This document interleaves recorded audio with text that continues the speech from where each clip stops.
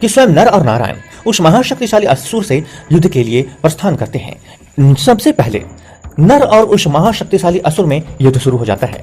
अब सभी को बता दे कि नर युद्ध करते करते उस असुर के एक दिव्य कवच को खंडित कर देता है, लेकिन वरदान स्वरूप उस क्षण नर की मृत्यु हो जाती है।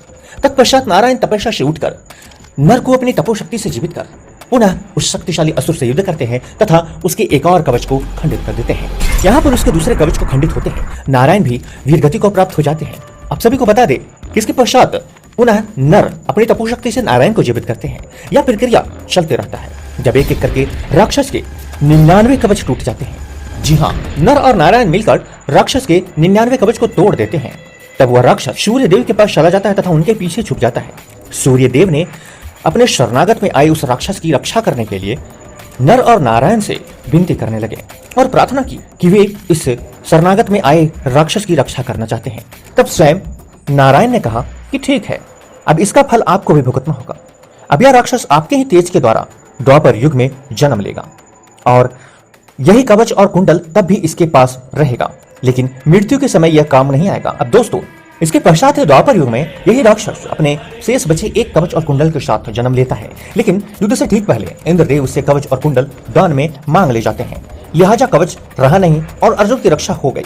यहाँ पर अगर वरदान के अनुसार अर्जुन उस कर्म के कवच को तोड़ देते तो उस समय अर्जुन की भी मृत्यु हो सकती थी। वैसे सूर्यदेव ने भी कर्ण की रक्षा करने की बहुत कोशिश की। उन्हें पता था कि महाभारत में नारायण कृष्ण अवतार लेंगे और पांडवों की रक्षा करेंगे, इसलिए उन्होंने कर्ण को सबसे बड़े पांडव के रूप में भेजा था। लेकिन इस वक्त तुलसीदास जी के रामचरितमानस में लिखित एक पंक्ति हमें स्मरण होती है कि होई वही जो राम रचि रखा।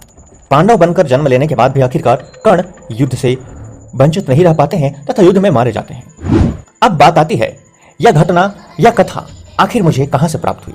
दोस्तों, कर्ण की पूर्व जन्म की यह रहस्यमयी कथा सुनने के बाद आप सभी के मन में यह प्रश्न अवश्य ही उत्पन्न हुआ होगा कि हमने आखिर इस कहानी को कहां से लिया। क्या यह एक मनगढ़ंत कहानी है या फिर इसमें कोई सच्चाई है? तो दोस्तों, आप सभी को बता दें कि यह घटना, यह कथा का वर्णन महाभारत के आदि पर्व और भागवत पुराण में कही जाती है, जहां कृष्ण और अर्जुन के पूर्व जन्म के रहस्य को बताया जाता है। आप सभी को हम यह भी बता दें कि महाभारत काल में भगवान कृष्ण और अर्जुन के पूर्व जन्म के वर्णन हमें कई बार देखने को मिलते हैं। कहीं कहीं भगवान श्री कृष्ण स्वयं ही अर्जुन को दोनों की पूर्व जन्म की घटना को बताते भी हैं।